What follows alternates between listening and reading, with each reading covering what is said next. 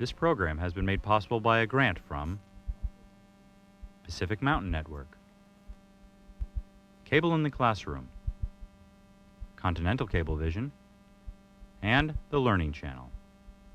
So really study the picture. Think about the photographer that took the picture and the images and the message that he's trying to get across, he or she is trying to get across. These fourth graders in Billerica, Massachusetts are exploring the complex power of images. In a culture saturated with pictures, children need a set of skills to enable them to ask important questions about what they see, watch, and read. For too many years, educators have ignored, dismissed, or trivialized these: newspapers, magazines, radio, film, and of course, television. Yet it is through media messages that we receive most of our information about the world. Now, as never before, media culture is our culture. I'm Renee Hobbs. In this program, we'll talk with experts and educators at the Harvard Institute on Media Education. We'll see how to analyze media messages and how students and teachers can apply these skills in the classroom. Most importantly, we'll discover why analyzing and creating media messages is an essential component of literacy for the information age.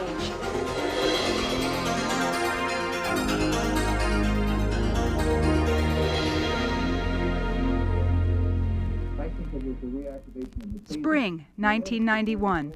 We were stunned by pictures on the evening news. These pictures told a story about police brutality, about race relations, about social injustice.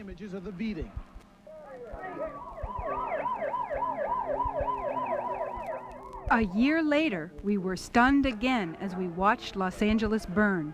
To our horror, we began to recognize the complex connections between the powerful images of the beating and the violence that erupted in the streets. And Hispanics descend on abandoned stores.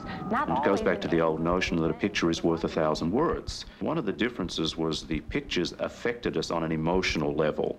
Now, that's fine so long as we do not become irrational, so long as we still apply logic and critical thinking skills to it. So because so much of the information in the United States is now presented visually and pictorially, we have to really guard against the powerful persuasion of pictures. If pictures have the power to arouse our emotions, then repeated exposure to the same pictures can deaden our senses. This footage ran 55 times on the Evening Network News during the year following the beating. The more often we saw these images, the less outrageous they appeared, and the less we empathized with the victim. As Jonathan Alter wrote in Newsweek, the jurors in the King case may simply have been desensitized to the violence they saw dozens of times over, just as the rioters have been desensitized to the violence they see in their communities and on TV. The numbness that made it easier for the jury to acquit, he wrote, also made it easier for the rioters to riot. For all the power of pictures, the stories they tell are limited. They offer no background, history, or explanation. Television is not very good at explaining precedent events and cause and effect because it has to deal in pictures. And pictures aren't awfully good at doing that. You need language. For the jurors, verbal testimony from the witnesses shaped the meaning of the King videotape. What did you think he was trying to get up to do? That he was going to get up and arm himself and possibly attack Officer Wind here in the background, Officer Powell, Officer Brasino. When I first saw the tape, I thought they had to be guilty of a lot of something. But after listening to all of the testimony, looking at all of the evidence involved, and again going through the tape repeatedly, the video, there were items that were not shown to the public. It was a small part of the tape that was shown on television repeatedly. Words narrow the range of possible meanings of images.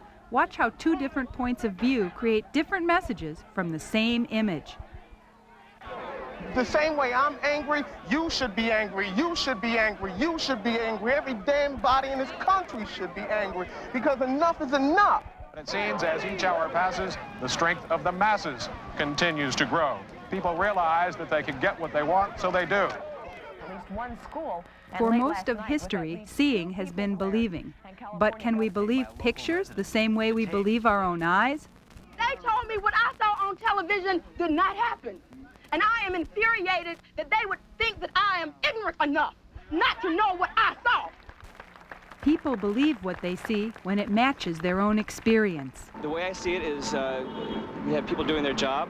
They did their job, and there was a jury that stated that they were doing their job. But when people interpret images which are outside their experience, they approach them differently.